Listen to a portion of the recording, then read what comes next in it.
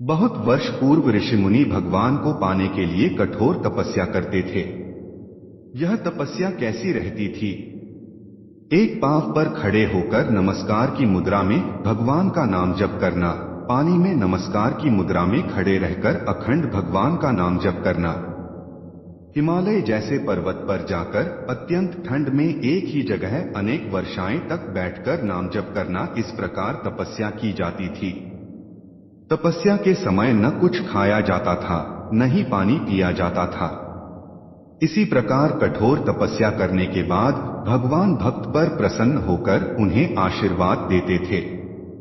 इसी प्रकार भगवान शंकर को पति के रूप में पाने के लिए माता पार्वती कठोर तपस्या कर रही थी। तपस्या के समय वह भगवान के चिंतन में ध्यानमग्न बैठी थी। उनकी तपस्या पूर्ण ही होने वाली थी कि उसी समय उन्हें एक बालक के डूबने की चीख सुनाई दी। माता तुरंत उठकर वहां पहुंची। उन्होंने देखा एक मगरमच्छ बालक को पानी के अंदर खींच रहा है। वह बालक अपने प्राण बचाने के लिए प्रयास कर रहा था तथा मगरमच्छ उसे खाने का प्रयास कर रहा था। अत्यंत करुणामयी माता पार्वती को बालक पर दया आई।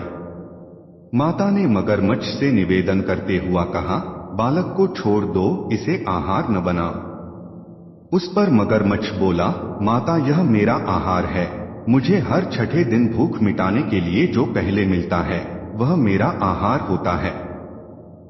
मेरा आहार ब्रह्मा ने निश्चित किया है। माता पार्वती ने फिर कहा, आप इसे छोड़ दे, इसके बदले मैं अपनी तपस्या का फल आपको दूंगी। पार्वती माता ने बालक के प्राणों की रक्षा के लिए अपने कठोर तपस्या का फल दांव पर लगाया। मगरमच्छ ने भी उसे स्वीकार किया। पार्वती माता ने उसी समय संकल्प किया और अपनी पूरी तपस्या का पुण्यफल उस मगरमच्छ को दे दिया। मगरमच्छ को माता के तपस्या का फल प्राप्त होने के कारण वह सूर्य के जैसे चमक उठा। उसकी बुद्धि भी शुद्ध हो गई। उसने कहा, माता आप अपना पुण्य वापस ले लें, मैं इस बालक को छोड़ दूंगा। माता ने तो वचन दिया था, इसलिए उन्होंने तपस्या का फल वापस लेने से मना कर दिया और वह बालक को गोद में लेकर ममता से दुलारने लगी। बाद में माता ने उस बालक को उसके घर सुरक्षित लौटा दिया और वे अपने स्थान पर वापस आ गई। भगवान शिवजी को प्राप्त करने हेतु उन्होंने पुनः तप करना आरंभ किया। उसी समय भगवान शिवजी माता पार्वती के सामने प्रकट हो गए।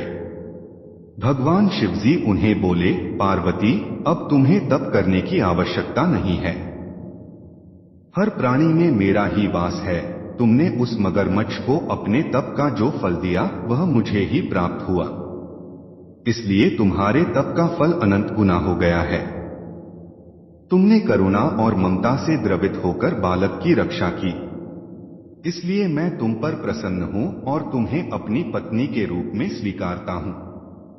कथा का सारांश यही है कि जो अन्यों के हित की कामना करता है उस पर भगवान की असीम कृपा होती है। जो जीव असहायों की सहायता करता है, जो दयालु और करुणाकारी होता है, भगवान उसे स्वीकार करते हैं। इससे हमें यह सीख मिलती है कि हम स्वार्थ का त्याग कर निस्वार्थ रूप से भक्ति करेंगे तो भगवान की प्राप्ति होती है। इस प्रसंग से शिक्षा लेकर हम सभी भगवान की निस्वार्थ भक्ति करेंगे।